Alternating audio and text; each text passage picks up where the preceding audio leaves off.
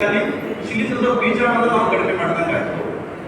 ಎರಡನೇದು ಸಿಂಪಡಣೆ ಕೊಡಬೇಕಾಗ್ತದೆ. ನಿಮಗೆ ಮೊದಲನೇ ಸುತ್ತಲ್ಲಿ ಏನು ಹೇಳ್ತಾರಪ್ಪ ಅಂದ್ರೆ ಪ್ರೊಪಿಕೋನಜೋಲ್ ಅಂತ ಒಂದು ಶಿಲೀಂಧ್ರ ಇದೆ, ಹೆಕ್ಸಾಕೋನಜೋಲ್ ಅಂತ ಒಂದು ಶಿಲೀಂಧ್ರ ಇದೆ, ಫ್ಲುಬಿಕೋನಜೋಲ್ ಅಂತ ಒಂದು ಶಿಲೀಂಧ್ರ ಇದೆ.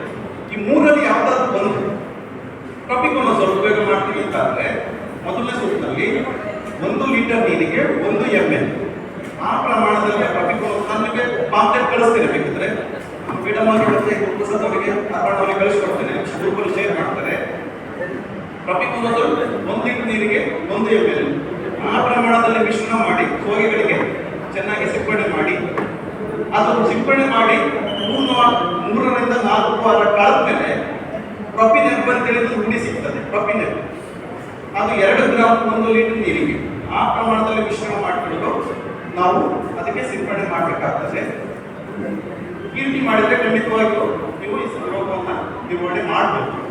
ಇನ್ನೊಂದು ನಾಲ್ಕು ಏನಪ್ಪ ಅಂದ್ರೆ ಈ ಯಾವುದೇ ರೋಗ ಅಥವಾ ಕೀಟದ ಸಮಸ್ಯೆ ಆದ್ಮೇಲೆ ನಾವು ಓಡಾಡಿಕೊಂಡು ಅದಕ್ಕೆ ಕೆಮಿಕಲ್ ಪರ್ಚೇಸ್ ಮಾಡಿ ಕಂಟ್ರೋಲ್ ಮಾಡೋದಕ್ಕಿಂತ ಉತ್ತಮ ಏನಪ್ಪ ಅಂದ್ರೆ ಯಾವುದೇ ರೋಗ ಅಥವಾ ಕೀಟದ ಸಮಸ್ಯೆ ಆದ್ಯವಾಗಿ ನೋಡ್ಕೊಳ್ಳೋದು ತುಂಬಾ ಮುಖ್ಯ. ಇದು ಸಾಧ್ಯ ಖಂಡಿತವಾಗಿ ಆಗ್ತದೆ. ನೋಡಿ, ನಾವು ಮಳೆಗಾಲದಲ್ಲಿ ನಮಗೆ ಮಳೆ ರೋಗ ಬರ್ತದೆ. ಮಳೆ ರೋಗ ಬಂದಾಗ ನಾವು ಏನ್ ಬಿಡ್ತೇವೆ? ಗೋಡು ಮಿಶ್ರಣ ಬಿಡ್ತೇವೆ. ಮಳೆಗಾಲ ಶುರು ಆಗ್ತದೆ, ಗೋಡು ಮಿಶ್ರಣ ಬಿಡ್ತೇವೆ. ಮಳೆ ಕಂಟಿನ್ಯೂ ಆದ್ರೆ 2ನೇ ಸುತ್ತು, 3ನೇ ಸುತ್ತು, 4ನೇ ಸುತ್ತು ಬಿಡ್ತೇವೆ. ಈಗ ಮೊದಲನೇ ಸುತ್ತು ಬರೀ ಕೊನೆಗಳಿಗೆ ಬಿಡ್ತೇವೆ.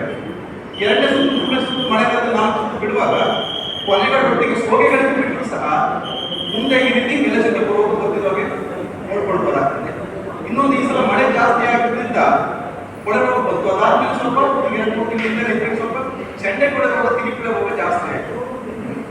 ಮಳೆಗಾಲದಲ್ಲಿ ಕೊಳೆ ರೋಗ ಬರೋದು ಫೈಟ್ ಆಗ್ತಾರೆ ಪೀಡೆ ಶಿಲೀಂಧ್ರದಿಂದಲೇ ಬರ್ತದೆ. ಕೆಲವು ಸಲ ಏನಾಗುತ್ತೆ ನಮಗೆ ರೈತರಿಗೆ ಈ ಮೊದಲ ಸುತ್ತು ಬಿಟ್ಟಿದ್ದೇವೆ, 2ನೇ ಸುತ್ತು, 3ನೇ ಸುತ್ತು ಬಿಡ್ಲಿಕ್ಕೆ ಕಾಲಾವಕಾಶ ಸಿಗುತ್ತಿಲ್ಲ, ಅಷ್ಟು ಮಳೆ ಬಂದ್ಬಿಡ್ತದೆ. ನಮಗೆ ಬೇಸರ ಆಗ್ತದೆ. ಸಿಂಪಡಣೆ ಮಾಡಲು ಸಹ ರೋಗ ಬಂತು, ಇಳುವರಿಯೆಲ್ಲ ಕೆಳಗೆ ಹೋಗ್ತದೆ. ಬೇಸರ ಆಗಿ 2ನೇ ಸುತ್ತು, 3ನೇ ಸುತ್ತು ಬಿಡಕ್ಕೆ ಹೋಗೋದಿಲ್ಲ.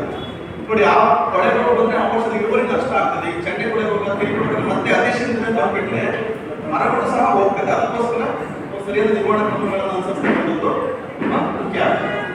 ಆಯ್ತಾ? ಏನೇ ಸಮಸ್ಯೆಗಳಿಂದ ಪ್ರಶ್ನೆಗಳಿಂದ